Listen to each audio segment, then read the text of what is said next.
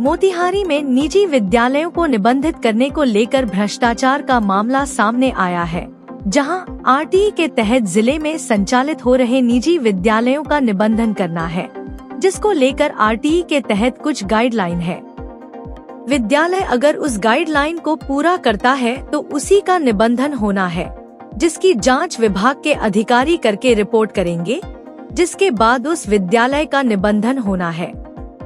जिले में अब तक 257 विद्यालयों का निबंधन कर दिया गया है, जबकि सैकड़ों आवेदन अभी निबंधन के लिए पड़े हुए हैं, जिसका निबंधन नहीं हो रहा है। वजह है कि निजी विद्यालयों के निबंधन के लिए विभाग के कर्मचारी और अधिकारी मिलकर कर रहे हैं, जिसका सबूत सामने आ गया है।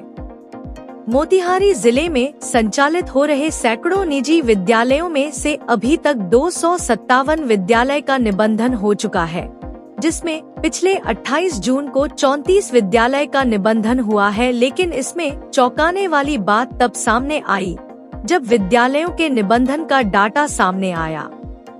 इस डाटा में वैसे विद्यालयों का निबंधन कर दिया गया है जिसमें बीओ की रिपोर्ट ही शामिल नहीं है।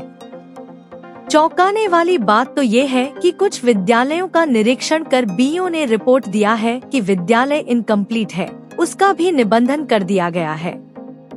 साथ ही वैसे विद्यालयों का भी निबंधन कर दिया गया है, जिसमें बीओ के द्वारा बाजाप्ता रिपोर्ट में साफ साफ लिखा है कि विद्यालय एस्बेस्टस का है। बावजूद इसके लोभ में आकर वैसे विद्यालयों का भी निबंधन कर दिया गया है। अब जब यह डाटा सामने आया है तो निजी विद्यालय संगठन ने विभाग पर भ्रष्टाचार के गंभीर आरोप लगाते हुए ये कहा है कि मोतिहारी के शिक्षा विभाग में सरकार के गाइडलाइन को पूरा करने की जरूरत नहीं है। यहाँ तो लेन देन के गाइडलाइन को पूरा कीजिए तो निबंधन होगा, अन्यथा दौड़ते रहिए। जिले का सबसे बड़ा निजी विद्यालय संगठन यूनाइटेड प्राइवेट स्कूल एसोसिएशन ये सवाल खड़ा कर रहा है कि जो विद्यालय ऑनलाइन हुए हैं, ठीक है, वो सरकार के सारे नियमों का पालन कर रहे हैं, तभी भी वो 3 साल से दौड़ लगा रहे हैं। और जो विद्यालय सरकार के नियमों का पालन नहीं कर रहे हैं, उनका निबंधन कैसे हो जा रहा है।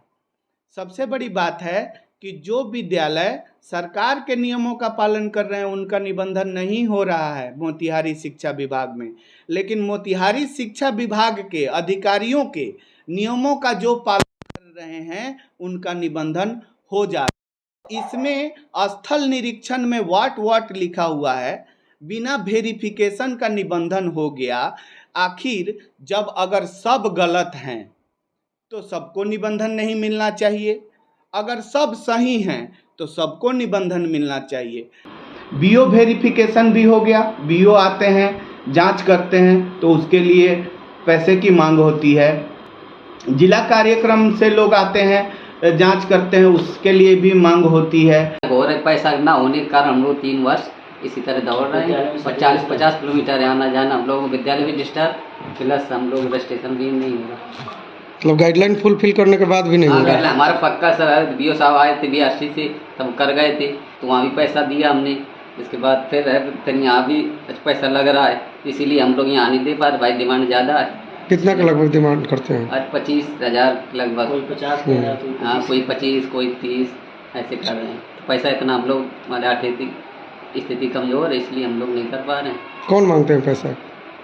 अब ये अधिकारी लोग हैं, शिक्षा बिचौलिया के माध्यम से। हम बिचौलिया हो जो, अब तो हम लोग जानते नहीं, बाहरी हम लोग हैं, इसलिए हम लोग ज़्यादा। क्या नाम है विद्यालय? विद्यालय GS एकेडमी भवानी गंभीर चौक। आपका नाम क्या हुआ? हमारा सुनील कुमार। इधर इस मामले पर जब जिला शिक्षा पदाधिकारी संजीव कुमार से रिपोर्ट सामने रखकर पूछा गया तो वे सन्न रह गए। उन्होंने कहा कि इसकी जांच कराई जाएगी और मामला सत्य पाया गया तो दोषियों को बख्शा नहीं जाएगा और गलत निबंधित विद्यालयों का निबंधन रद्द किया जाएगा। लेकिन सबसे बड़ा सवाल ये खड़ा होता है कि इस विभाग के निचले अधिकारी लूट मचाए हुए हैं और विभाग के उच्चाधिकारी इस भ्रष्टाचार से अनभिज्ञ है। अगर ऐसी बात है तो भी वैसे अधिकारियों की कार्यशैली पर भी सवाल उठाना लाजिमी है। बिल्कुल, विद्यालय निबंधन की स्थिति में अभी मार्च में हूँ और हमारी फर्स्ट मीटिंग अभी हुई है विद्यालय निबंधन को लेकर के। तो इसमें जैसे भी इस तरह के मामले संज्ञान में आएंगे मैं निश्चित रूप से रद्द करूँगा। आप ही के द्वारा मुझे संज्ञान में डाला गया था कि लगभग 4 विद्यालय ऐसे हैं जिसको निबंधन नहीं होना चाहिए था, लेकिन निबंधन हुआ है। पुनः मैं अगली की बैठक कमेटी की हो रही है, उस कमेटी में चारों विद्यालय का रखूँगा और कमेटी के सम्मत निर्णय जो भी होगा, मेरे समझ से तो ये चारों का जो प्रथम दृष्टया जो रिपोर्ट वो रद्द होगी। उसके अलावा सर 257 जो हुए हैं सर, उसमें भी उस तरह का मामला आया है। जिस तरह से आपने मुझे बताया है, क्योंकि 257 का निबंधन मेरे अध्यक्षता में नहीं हुई, लेकिन उसमें भी गड़बड़ी है, तो उस पर भी जांच किया जाएगा। देखिए, आपके संज्ञान में चैनल के माध्यम से यदि मुझे कोई भी सूची प्राप्त होती है, मैं उसकी तहकीकात करूँगा। संबंधित बीओ से भी कारण पीछा करना पड़ेगा, हमारे लॉगिंग पर फॉरवर्ड कर सकती है। जी। तो निश्चित रूप से मैं उन पर भी कार्रवाई करूँगा और उनको निबंधन तत्काल रद्द करूँगा, कहीं कोई डाउट नहीं।